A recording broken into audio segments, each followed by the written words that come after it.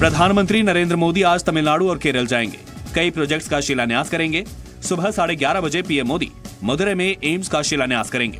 Rajaji medical college के super speciality block का उद्घाटन करेंगे। तंजावुर और तिरुनेल वैली में अपग्रेड किए गए मेडिकल कॉलेज का भी उद्घाटन होगा। 12 बजे पीएम मोदी मदुरै के मंडेला नगर ग्राउंड में रैली को संबोधित करेंगे। दोपहर 2:30 बजे कोची रिफाइनरी के कई प्रोजेक्ट्स का शिलान्यास करेंगे। शाम 4 बजे त्रिसूर के तेक्किनकाडु मैदान में रैली करेंगे।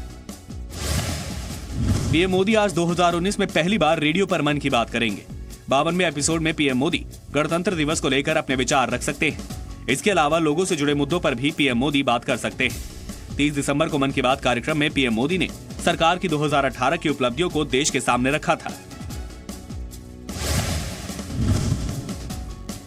पीएम मोदी को बीते 4.5 साल में मिले उपहारों की आज नीलामी होगी। 27 और 28 जनवरी को दोपहर 12 बजे से शाम 5 बजे तक का वक्त नीलामी के लिए तय किया गया है। इन उपहारों की नीलामी का मकसद इनसे मिलने वाले पैसे का इस्तेमाल जन कल्याण के कामों पर होगा। प्रधानमंत्री नरेंद्र मोदी को मिले 1900 उपहारों की नीलामी होगी। इसमें पेंटिंग, प्रतिमाएं, शॉल, पगड़ी और जैकेट और पारंपरिक वाद्य यंत्र शामिल हैं। उपहारों की नीलामी दिल्ली की national gallery of modern art में होगी। जी जयपुर लिटरेचर फेस्टिवल में सॉफ्ट हिंदुत्व के मुद्दे पर शशि थरूर ने कहा कि कांग्रेस का राजनीतिक एजेंडा नहीं है। सभी अपनी श्रद्धा के मुताबिक ईश्वर को मानते और पूजते हैं, लेकिन हिंदुत्व पर बीजेपी को जवाब देने के लिए अब कांग्रेस इसे खुलकर लोगों को बता और दिखा रही है। बीजेपी महासचिव कैलाश विजयवर्गीय ने फिर कांग्रेस के नेतृत्व पर सवाल उठाए हैं। उन्होंने कहा, कांग्रेस के पास मजबूत नेता नहीं है, इसीलिए फिल्मी चॉकलेटी चेहरों को टिकट देने की मांग हो रही है। विजयवर्गीय करीना कपूर और सलमान खान को कांग्रेस उम्मीदवार बनाने की कांग्रेस नेता योगेंद्र सिंह चौहान की मांग पर जवाब दे रहे थे। कैलाश विजयवर्गीय के बेटे आकाश विजयवर्गीय का एक वीडियो इन दिनों काफी वायरल हो रहा है। इसमें वो सरकारी अधिकारियों को चेतावनी देते दिख रहे हैं। जवाहर मार्ग ब्रिज के उद्घाटन कार्यक्रम में पहुंचे आकाश ने कहा, कार्यक्रम की जानकारी बिल्कुल आखिरी वक्त में दी गई। उन्होंने आगे से ऐसा ना करने की चेतावनी भी मंच से दे डाली।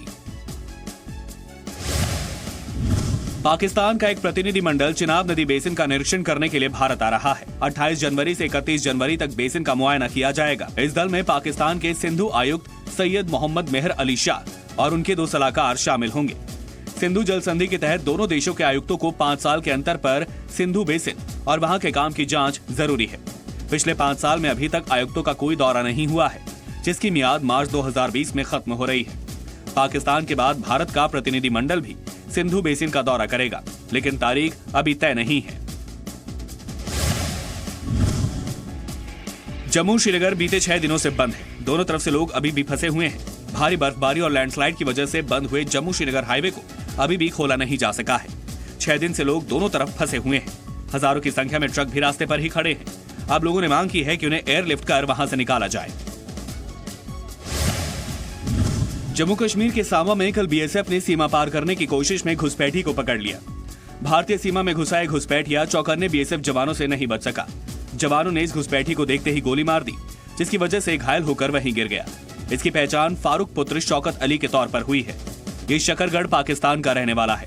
सांबा में प्राथमिक उपचार के बाद इसे जम्मू रेफर कर दिया गया। घुसपैठी के पैर और बाजू में गोली लगी है। एक रिपोर्ट के मुताबिक भारत और पाकिस्तान में बढ़ रहा जल संकट दोनों देशों के बीच तनाव पैदा कर सकता है। अमेरिकी मीडिया रिपोर्ट का दावा है कि भारत और पाकिस्तान में बढ़ रहा जल संकट युद्ध के कगार पर पहुंच सकता है। पाकिस्तान में पानी की भारी किल्लत है। भारत में भी ये दिक्कत आम है। पाकिस्तान सिंधु जल संधि मामले को संयुक्त राष्ट्र में उठा चुका है। भारत भी 2016 में उरी आतंकी हमले के बाद से ही सिंधु जल संधि की समीक्षा की बात करता रहा है। जम्मू कश्मीर के गांदरबल में कल स्कूली बच्चों की बस पर पत्थरबाजी हुई। बच्चे गणतंत्र दिवस के कार्यक्रम से लौट रहे थे। हालांकि राहत की बात यह रही कि पत्थरबाजी में किसी को चोट नहीं आई।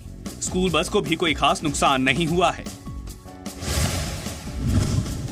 कर्ज तले दबे पाकिस्तान को इस्लामिक डेवलपमेंट बैंक $4.5 बिलियन की मदद करेगा। इस्लामिक डेवलपमेंट बैंक 3 साल तक पाकिस्तान को ऑयल की फाइनेंसिंग सुविधा मुहैया करा रहा है, जिससे पाकिस्तान का बैलेंस ऑफ पेमेंट पर दबाव कम होगा। पाकिस्तान के वित्त मंत्रालय के अनुसार हर साल 1.5 बिलियन अमेरिकी डॉलर का तेल देने पर सहमति हुई है, जो 3 साल तक जारी रहेगी। पूर्व राष्ट्रपति प्रणब मुखर्जी ने खुद को भारत रत्न का सम्मान दिए जाने पर देश का आभार जताया है। प्रणब मुखर्जी ने कहा, देश को जितना दिया उससे ज्यादा देश से मिला है। सर्वोच्च नागरिक सम्मान पर उनकी बेटी शर्मिष्ठा मुखर्जी ने कहा, पिता के सम्मान की यात्रा काफी लंबी है। प्रणब मुखर्जी को भारत रत्न का सम्मान देने पर जेडीएस ने कहा, सम्मान इसलिए दिया जा रहा है क्योंकि वो राष्ट्रीय स्वयंसेवक संघ के कार्यक्रम में गए थे। मध्य प्रदेश सरकार के एक मंत्री ने कल पूरे देश को हैरान कर दिया। अहम मंत्रालय संभालने वाली महिला मंत्री हिंदी में अपना लिखा भाषण नहीं पढ़ सकी। बाल विकास मंत्री इमरती देवी ने लाइन पढ़ने के बाद हथियार डाल दिए और जिलाधिकारी को भाषण पढ़ने के लिए कहा। इमरती देवी ग्वालियर में गणतंत्र दिवस समारोह की मुख्य अतिथि थी। इमरती देवी के चुनावी हलफनामे के मुताबिक वो 12वीं पास हैं। जम्मू कश्मीर की पूर्व सीएम और पीडीपी अध्यक्ष महबूबा मुफ्ती ने पीडीपी सरकार के फैसले पलटने पर राज्यपाल सत्यपाल मलिक पर हमला बोला है। उन्होंने आरोप लगाते हुए कहा कि राज्यपाल के कदम से महिला सशक्तिकरण की दिशा में पीडीपी के प्रयासों की अनदेखी की गई है। दरअसल पीडीपी सरकार ने महिलाओं को संपत्ति के पंजीकरण का शुल्क अदा करने से छूट दे रखी थी। जम्मू कश्मीर के पूर्व मुख्यमंत्री ने केंद्र की बेटी बचाओ बेटी पढ़ाओ योजना को भी बेमतलब की बताया। जवाहरलाल नेहरू विश्वविद्यालय के छात्र अब रिसर्च स्कॉलर के साथ साथ कैडेट्स भी बनेंगे। छात्रों को देशभक्ति और अनुशासन का पाठ पढ़ाने के लिए एनसीसी की भी ट्रेनिंग दी जाएगी। एनसीसी के अधिकारियों ने डीन ऑफ स्टूडेंट्स ऑफिस का दौरा किया। जेएनयू में सबसे पहले एनसीसी महिला विंग की शुरुआत होगी। यूनिवर्सिटी में करीब 300 छात्रों को एनसीसी की ट्रेनिंग लेने का मौका मिलेगा। इसमें से 150 सीट सीनियर विंग गर्ल्स की होंगी, तो वहीं 150 सीटें बॉयज के सीनियर डिवीजन के लिए होंगी।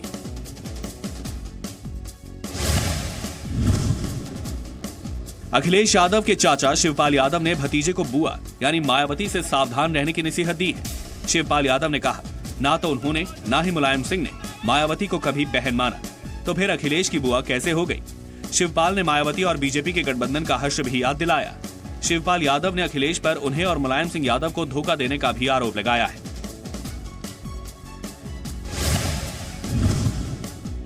प्रियंका वाड्रा की राजनीति में औपचारिक एंट्री पर अखिलेश यादव ने खुशी जताई है और फैसले का स्वागत किया। अखिलेश यादव ने कहा, राजनीति में जितने नए लोग आएंगे उससे खुशी ही होगी। अखिलेश यादव ने प्रियंका वाड्रा को शुभकामनाएं भी दी। हालांकि अखिलेश यादव भविष्य में समाजवादी पार्टी और कांग्रेस के बीच दोस्ती के सवाल को टाल गए। ऑगस्टा वेस्टलैंड हेलीकॉप्टर घोटाले के आरोपी और वकील गौतम खेतान को अदालत ने 2 दिन की ईडी की कस्टडी में भेज दिया है। प्रवर्तन निदेशालय ने शुक्रवार रात गौतम खेतान को काले धन और मनी लॉन्ड्रिंग के एक नए मामले में गिरफ्तार किया था। ईडी ने कोर्ट से 7 दिन की कस्टडी मांगी थी। ईडी ने गौतम खेतान के खिलाफ prevention of money laundering act के तहत नया केस दर्ज किया है। ईडी ने इसके लिए गौतम खेतान के खिलाफ दर्ज इनकम टैक्स के केस को आधार बनाया है। जम्मू श्रीनगर बीते 6 दिनों से बंद है। दोनों तरफ से लोग अभी भी फंसे हुए हैं। भारी बर्फबारी और लैंडस्लाइड की वजह से बंद हुए जम्मू श्रीनगर हाईवे को अभी भी खोला नहीं जा सका है। 6 दिन से लोग दोनों तरफ फंसे हुए हैं। हजारों की संख्या में ट्रक भी रास्ते पर ही खड़े हैं। अब लोगों ने मांग की है कि उन्हें एयरलिफ्ट कर वहां से निकाला जाए।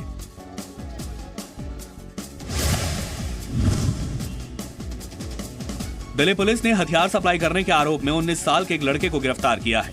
आरोपी काशिफ उर्फ निसार 12वीं क्लास का छात्र है। 19 जनवरी को बारापुला फ्लाईओवर पर एक किन्नर को गोली मारने के मामले में पकड़े गए आरोपी सागर ने पुलिस को काशिफ के बारे में जानकारी दी थी। काशिफ मेरठ का रहने वाला है। सागर ने इसे हथियार खरीदा था। 23 जनवरी को इसके दिल्ली आने की खबर मिली। पुलिस ने जाल बिछाकर रंगे हाथों पकड़ लिया। इसके पास एक देसी पिस्टल और 18 जिंदा कारतूस बरामद हुए हैं। जब पूरा देश गणतंत्र दिवस का जश्न मना रहा था, तब पंजाब के बरनाला में 4 चोर बंदूक की दुकान में घुस गए और करीब 14 बंदूकें, 298 कारतूस समेत 1.5 लाख रुपए भी लेकर फरार हो गए। लेकिन चोरों की करतूत गन हाउस में लगे सीसीटीवी में रिकॉर्ड हो गई। पुलिस अब सीसीटीवी के आधार पर चोरों की तलाश कर रही है। दुनिया की आधी आबादी को एक और नई पहचान मिली है। महिलाओं से जुड़े और सबसे ज्यादा चर्चा में आने वाले शब्द नारी शक्ति को ऑक्सफोर्ड डिक्शनरी 2018 का शब्द चुना गया है। जयपुर साहित्य सम्मेलन में वर्ड ऑफ द ईयर की घोषणा की गई। पैनल डिस्कशन में लंबी चर्चा के बाद इस शब्द को डिक्शनरी ऑफ 2018 में शामिल कर लिया गया है।